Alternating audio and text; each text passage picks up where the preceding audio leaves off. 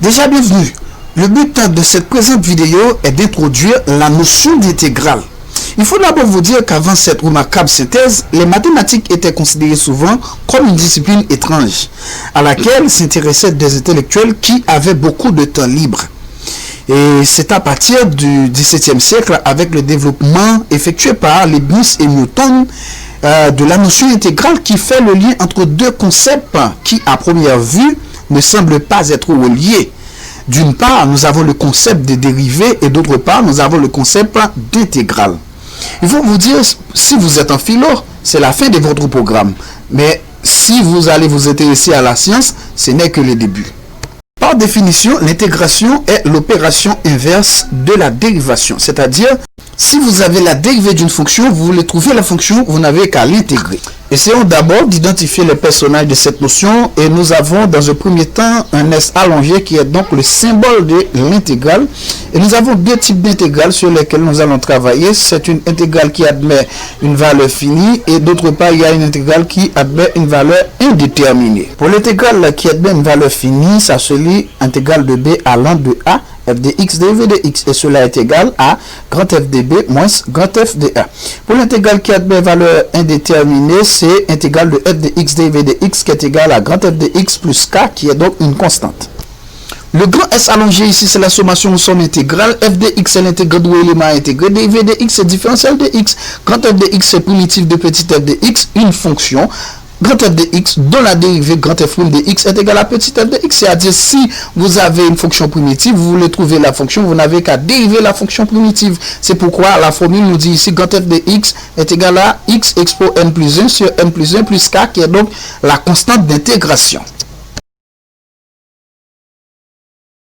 À partir de cette propriété, nous allons essayer de vous faire comprendre quelque chose. Ici, nous avons l'intégrale de u expo m dérivé de u qui est égal à u expo m plus 1 sur m plus 1 plus k. D'après la formule, u expo m plus 1 sur m plus 1 plus k, c'est la primitive, et u expo m, c'est la dérivée de la primitive qui est égale à la fonction. Maintenant, quand vous travaillez sur la notion d'intégrale, pour trouver la primitive ou l'intégrale, la question posée, c'est de quelle fonction u expo m est-elle dérivée? Par exemple, ici, nous avons intégrale de x dérivée de x. Vous allez dire, x est la dérivée de x carré. Donc, x carré est la primitive de x. Pour cela, en passant par la formule, nous allons avoir x carré sur 2 plus c, qui est donc la constante. Et maintenant, si vous avez la fonction, vous voulez trouver la primitive, vous n'avez qu'à l'intégrer. Mais si vous avez la primitive, vous voulez trouver la fonction, vous n'avez qu'à le dériver. Vous allez voir, maintenant, en dérivant x carré sur 2 plus c, nous allons avoir 2 sur 2 x plus 0. Cela est égal à x. Dans le cas où nous avons l'intégrale de a dérivée de x, et ici, a est une constante, on va le faire sortir, et on va avoir a multiplié par l'intégrale de f de x dérivée de x, qui va donner a multiplié par la primitive plus k. Si par exemple nous avons petit a qui est égal à 2, grand A va être égal à l'intégrale de dérivée de x, ce qui implique que grand A égale à 2 multiplié par l'intégrale dérivée de x. Maintenant nous avons un sous-entendu ici qui est donc la dérivée de x dont x est la primitive. C'est pourquoi ici grand A est égal à 2 x qui est donc la primitive plus k.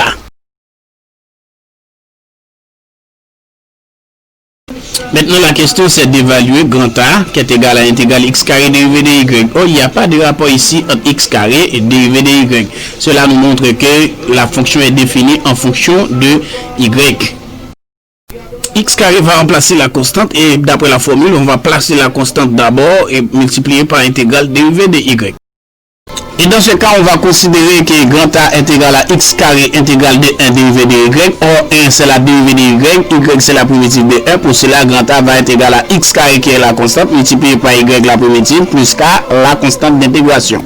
Et maintenant, nous allons travailler sur grand A qui est égal à intégrale racine cinquième de x carré dérivé de x.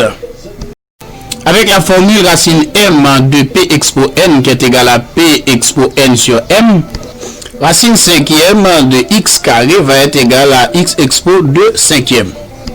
Et du coup, nous allons avoir grand A qui est égal à intégrale de x expo 2 cinquième dérivé de x. À présent, nous pouvons appliquer la formule d'intégrale u expo m dérivé de u qui est égal à u expo m plus 1 sur m plus 1 plus c. Alors, grand A va être égal à x expo 2 cinquième plus 1 sur 2 cinquième plus 1 plus c, ce qui implique que grand A égale à x expo 7 cinquième sur 7 cinquième plus c. Et on va multiplier x expo 7 cinquième par l'inverse de 7 cinquièmes, ce qui va donner ici A qui est égal à 5 septièmes x expose 7 cinquièmes plus c. Et maintenant, en posant x expose 7 cinquièmes sous forme de racine cinquième, donc nous allons avoir A qui est égal à 5 septièmes racine cinquième de x expose 7 plus c. Et ici, nous avons B qui est égal intégrale facteur de pi x carré plus expo 2 x expo 3 plus x carré y plus y cube x dérivé de x. Puisqu'ici est noté dérivé de x, ça signifie pour nous que la fonction est définie en fonction de x. Pour cela, nous allons devoir identifier les constantes maintenant. Vous vous rappelez que la dérivée d'une somme est égale à la somme des dérivées, c'est tout comme pour l'intégrale d'une somme est égale à la somme des intégrales.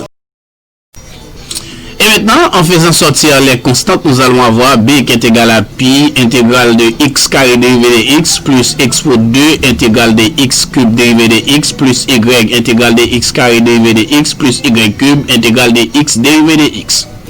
Et maintenant, nous allons appliquer la formule de la primitive u expo m plus 1 sur m plus 1 plus c. Et nous allons dire x carré va être égal à x expo 2 plus 1 sur 2 plus 1, ce qui va être égal à x cube sur 3. C'est pourquoi ici grand B est égal à pi multiplié par 1 tiers x cube. Plus ici expo 2, nous allons faire la même chose, ça va donner 1 sur 4 x4 plus y 1 sur 3 x cube plus y cube 1 sur 2 x carré plus c.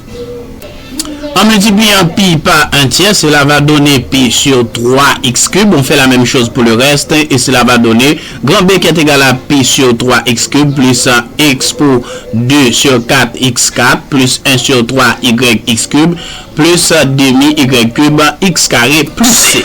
Et enfin, quand nous avons l'intégrale allant de 0 à plus l'infini, intégrale allant de moins l'infini à b, intégrale allant de moins l'infini à plus l'infini, ces intégrales apportent le nom de intégrale impropre. Et maintenant, nous allons essayer de comprendre pourquoi il n'y a pas une formule exacte pour toutes les formes d'intégration. Ce qui fait que l'on considère la notion de dérivée et la notion d'intégrale comme les fondements même de la science.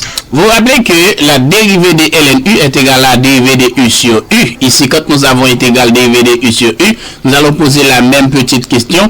Alors, de quelle fonction dérivée de u sur u est-elle dérivée? Eh bien, c'est de ln u pour cela ln u. C'est la primitive et dérivée de u sur u, c'est la dérivée. Et maintenant, quand nous avons bêta qui est égal à intégrale 2x moins 7 sur x carré moins 7x plus 6, nous avons ici une forme dérivée de u sur u. C'est pourquoi la primitive va être égale à ln, valeur absolue de u, plus k. En posant u qui est égal à x carré moins 7x plus 6, la dérivée qui est égale à 2x moins 7, bêta va être égal à ln, valeur absolue de x carré moins 7x plus 6 plus k. Supposons maintenant que bêta égale intégrale 4x plus 4 sur x carré plus 2x plus 19 dérivé de x. Maintenant, nous allons factoriser 4x plus 4. Cela va donner bêta qui est égal à intégrale 2 facteur de 2x plus 2 sur x carré plus 2x plus 19 dérivé de x. 2 étant une constante, on va le faire sortir et on va avoir bêta qui est égal à 2 multiplié par intégrale de 2x plus 2 sur x carré plus 2x plus 19 dérivé de x. Et maintenant, nous obtenons la forme dérivée de u sur u. Alors, bêta va être égal à 2 ln, valeur absolue de x carré plus 2x plus 19 plus k. Supposons maintenant que a égale intégrale tangente x dérivée de x. Vous vous rappelez que la dérivée de ln cos x est égale à moins tangente x. Mais quand il s'agit de tangente x, nous n'avons pas la fonction primitive. Pour cela, nous allons poser tangente x qui est égale à sin x sur cos x. Et pourquoi grand A va être égal à intégrale sin x sur cos x dérivée de x. On va essayer de multiplier sin x sur cos x par moins 1 et il est divisé aussi par moins 1 et on va obtenir A qui est égal à l'intégrale de moins sin x sur cos x dérivé de x, ce qui va donner moins tangente x. Alors A va être égal à moins ln, valeur absolue de cos x plus k. Atlas, nous avons lambda qui est égal à intégrale cotangente x dérivé de x, ce qui implique que lambda est égal à intégrale cos x sur sin x dérivé de x avec u qui est égal à sin x et u' égal à cos x. Lambda va être égal à ln, valeur absolue de sin x plus k. Et n'oubliez pas la règle de 3, abonnez, partagez et surtout commentez. Merci.